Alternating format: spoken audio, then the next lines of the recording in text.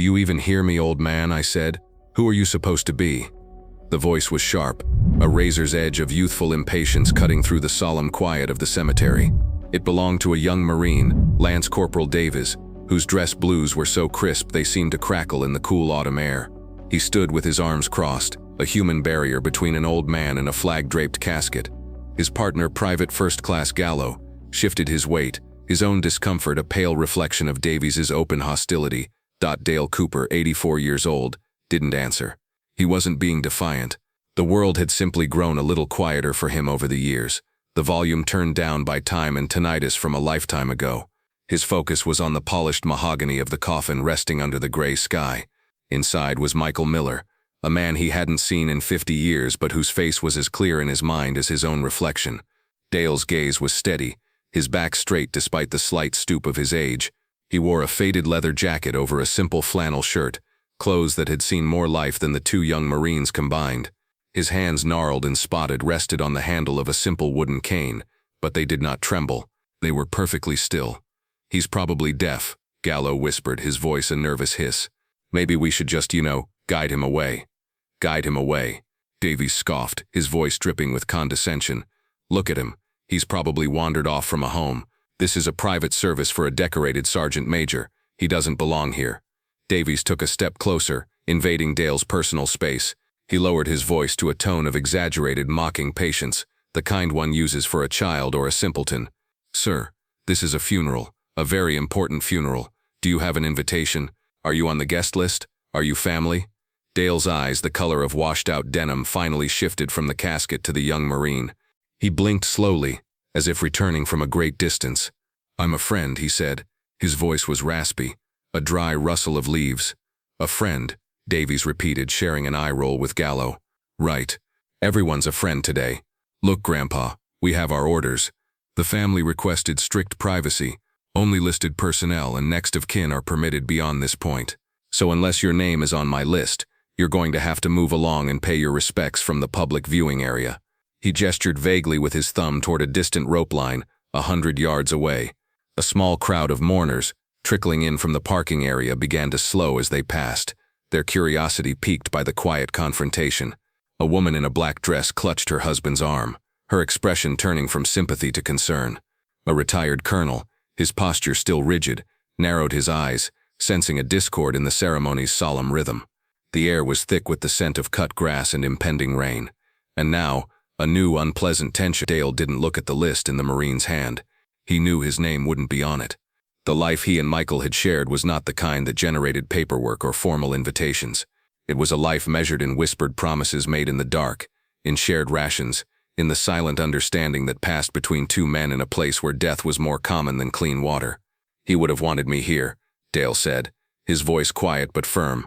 He took a hesitant step forward, his worn boot sinking slightly into the manicured lawn.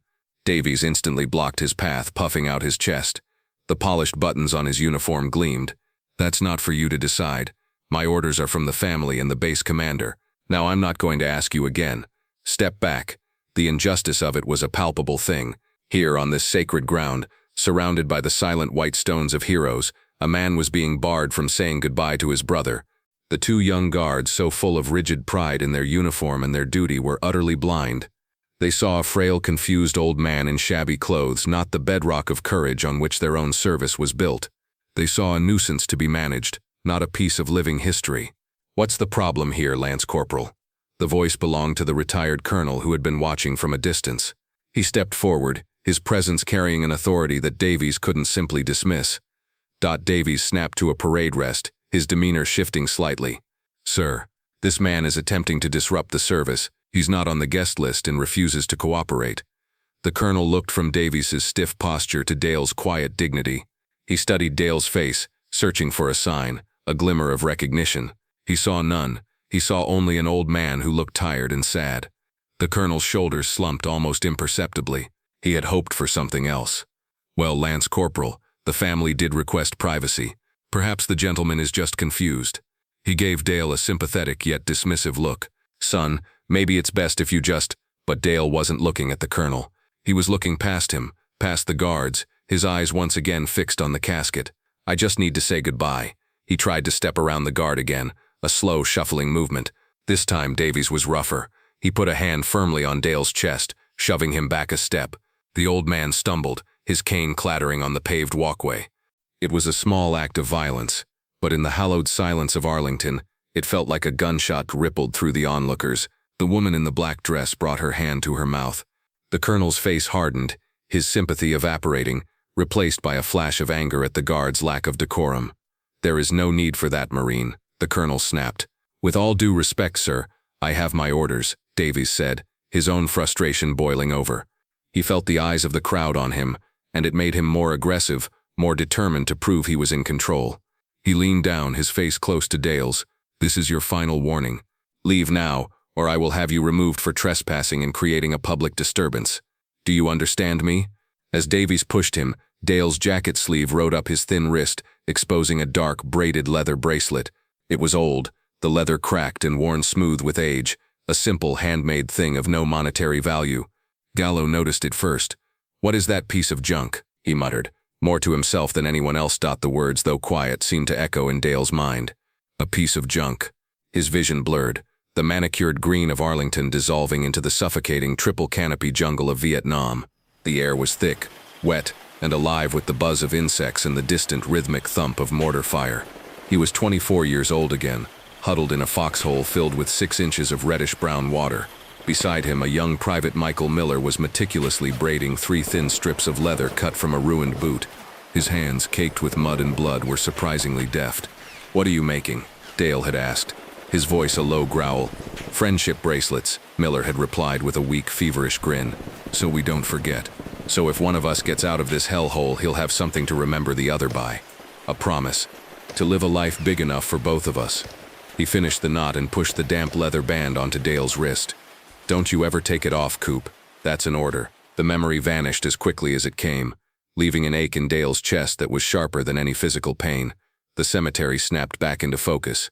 The sneering face of the young guard, the concerned faces in the crowd, the cold, unforgiving reality of the moment.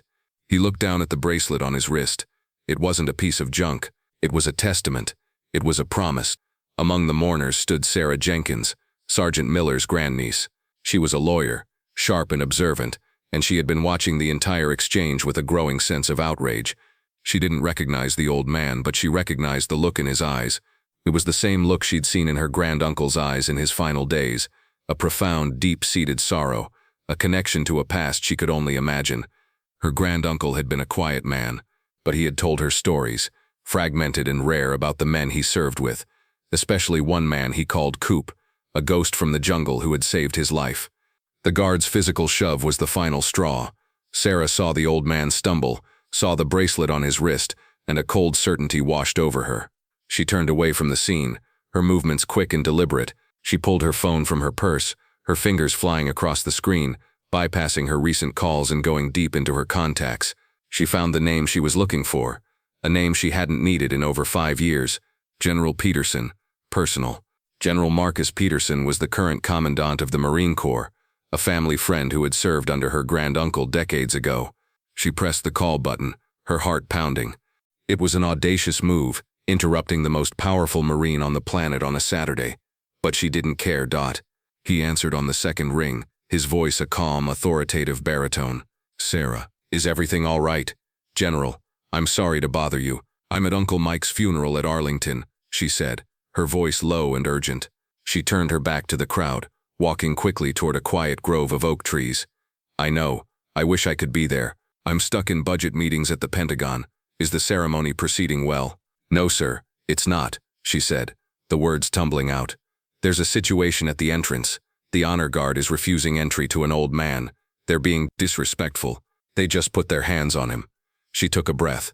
"General, he says he was a friend, an old man wearing a leather jacket.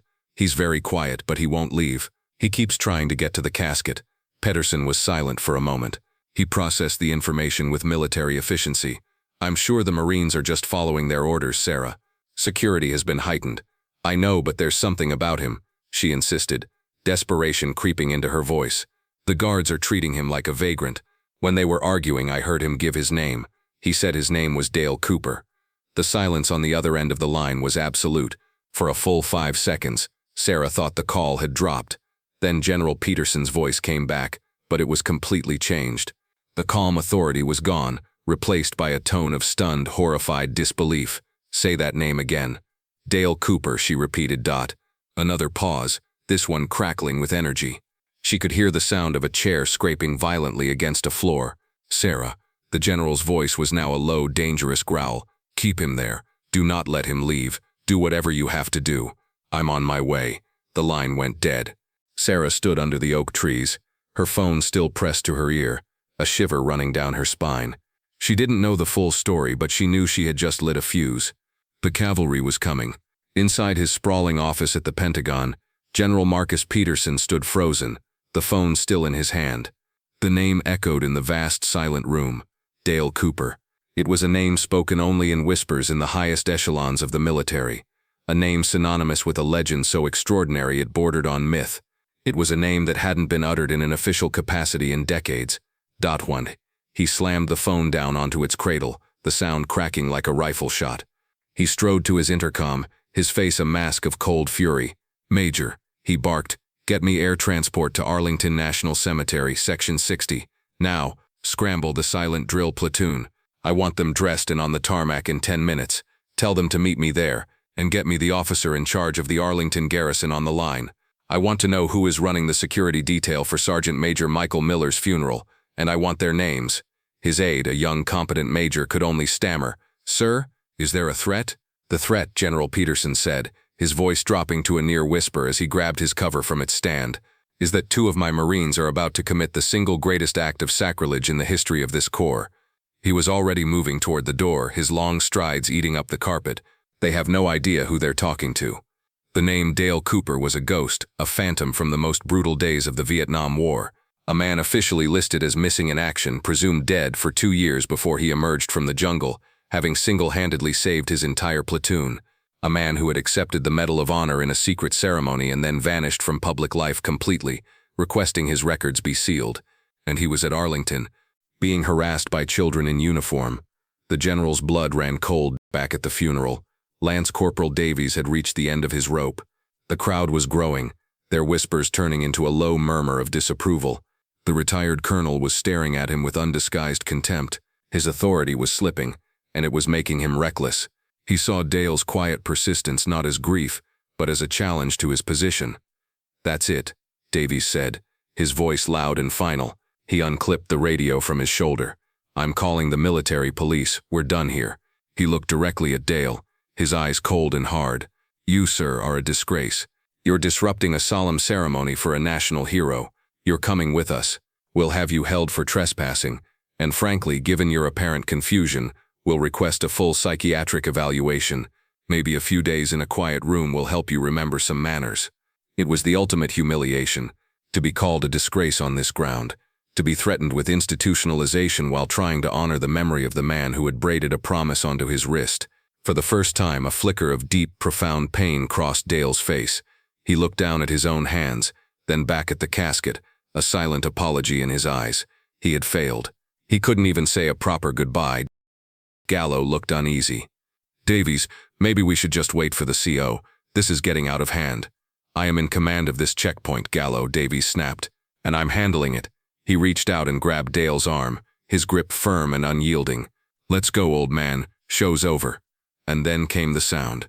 It started as a faint rhythmic chopping in the distance, a sound not uncommon in the DC area, but it grew louder, deeper, and closer with unnatural speed. It wasn't the distant drone of a tourist helicopter. This was the heavy, percussive beat of military hardware. Heads turned. Conversations stopped. Mourners looked up at the bruised gray sky. A sleek, black UH-1Y Venom, a helicopter reserved for VIP transport, burst into view over the treetops. It did not circle. It descended with intimidating purpose toward a small, grassy field nearby that was reserved for presidential and high command arrivals. Its landing was a controlled explosion of noise and wind, whipping the flags on the graves into a frantic dance and sending leaves scattering across the lawn. Before the rotors had even spooled down, the side door slid open. General Marcus Peterson, the commandant of the Marine Corps, emerged, his dress uniform a blaze of color and polished brass against the drab landscape. He moved not like a man attending a funeral, but like a commander striding onto a battlefield. Behind him, disembarking from a second helicopter that had landed moments later, came a squad of 12 Marines from the silent drill platoon, their M1 Garand rifles held in perfect unison, their movements impossibly precise. They formed up behind the general, a phalanx of deadly perfection. The entire cemetery had fallen silent.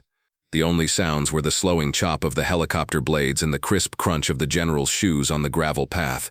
He walked directly toward the confrontation, his eyes like chips of ice fixed on the scene. He saw Lance Corporal Davies with his hand on the arm of a frail old man. He saw Dale Cooper's face, etched with a sorrow so deep it made the general's own heart ache. Lance Corporal Davies and Private Gallo froze. Their mouths fell open. They recognized the 4 stars on the general's collar, the aura of absolute power that surrounded him. Davies' hand dropped from Dale's arm as if he'd been burned. Both young Marines snapped to the most rigid attention of their lives, their bodies trembling slightly. General Peterson didn't even glance at them. He walked right past them, his focus entirely on the man in the leather jacket. He stopped exactly 3 paces in front of Dale Cooper. For a moment the two men just looked at each other, the highest-ranking Marine in the world and the forgotten ghost of a long-ago war. Then, in a move that sent a shockwave through the assembled crowd, General Peterson's arm snapped up in the sharpest, most reverent salute he had ever rendered. It was a salute of profound respect, a gesture from a 4-star general to a civilian in a faded jacket. "Mr. Cooper," the general's voice boomed across the silent lawn, clear and strong, filled with an emotion that caught in his throat. "It is an honor, sir. A profound honor." Dale slowly, shakily raised a hand and gave a slight nod, his eyes welling up with tears for the first time that day. The general held his salute for a long moment before dropping his hand. He then turned, his face a thundercloud of righteous fury, to face not just the 2 guards but the entire crowd of onlookers. "For those of you who do not know," he began, his voice ringing with power and shame, "you should be humbled today. You are in the presence of an American legend. This man," he gestured to Dale, "is Dale Cooper." He paused, letting the name hang in the air. In 1968, during the siege of Kisan, then Sergeant Cooper's platoon was ambushed and cut off. They were outnumbered 20-1. Over the course of 72 hours, with 3 broken ribs and a gunshot wound to his leg, this man single-handedly held off a battalion-sized enemy assault to allow for the evacuation of his wounded men. He pointed a finger toward the casket. One of those wounded men was a young private named Michael Miller, the man you are here to honor today. He would have died in that jungle if not for Dale Cooper. Dale was the last one out, and he was believed to have been killed in action. For 2 years he was listed as MIA, but he wasn't dead. He was surviving, he was evading, and he made it back. A collective gasp went through the crowd. The story was unthinkable. A tale from a movie, not something that could happen to the quiet old man standing before them. He was awarded the Medal of Honor. He is not a guest at this funeral. He is the guest of honor. He is the reason we are here to honor Sergeant Major Miller at all. The silence that followed was heavy with shame and awe. The mourners looked at Dale with new eyes, seeing not frailty but unimaginable strength. The retired colonel stared, his face pale, utterly mortified by his own earlier dismissal. Lance Corporal Davies and Private Gallo looked as though they wanted the earth to open up and swallow them whole. Their faces were as white as the tombstones surrounding them. General Peterson turned his icy gaze upon them. He didn't raise his voice. He didn't have to. The quiet fury in his tone was more terrifying than any shout. "Lance Corporal Davies, Private Gallo, you will give me your names and your units. You will then report to my office at the Pentagon at 0600 hours tomorrow morning, in your dress blues. You will explain to me, in detail, why you thought it was your duty to deny a national hero the right to say goodbye to his brother. You have dishonored this uniform. You have desecrated this sacred ground. And you have insulted a man to whom this nation owes a debt that can never be repaid." The 2 young Marines could only nod, their throats too tight to speak. As the general finished, Dale Cooper took a slow step forward. He placed a gentle, trembling hand on the general's perfectly starched sleeve. "General," he said, his voice soft but clear, "Marcus, they're just boys." The general looked down at him, his hard expression softening slightly in confusion. "They were doing their job," Dale continued.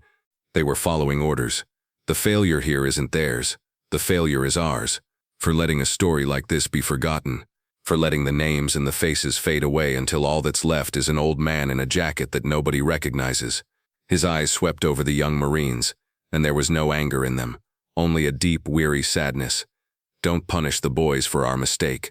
Dale's wisdom, his profound grace in a moment of ultimate vindication, silenced everyone. He looked down at his own wrist, at the worn, cracked leather bracelet, the piece of junk. As he did, the world flashed away one last time. He was no longer in Arlington. He was in the back of a medevac helicopter, the air screaming around them.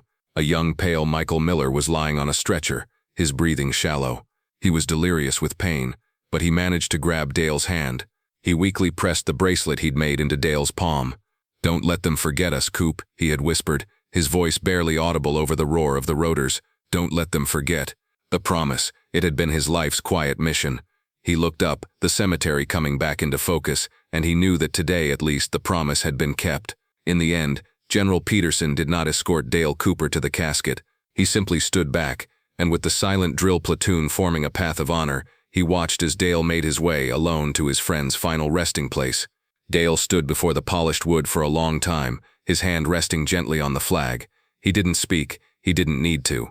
The 50-year conversation he'd been having in his head with Michael Miller finally came to a quiet, peaceful close. The fallout from the incident was swift and decisive. Lance Corporal Davies and Private Gallo reported to the commandant's office as ordered. They were not discharged.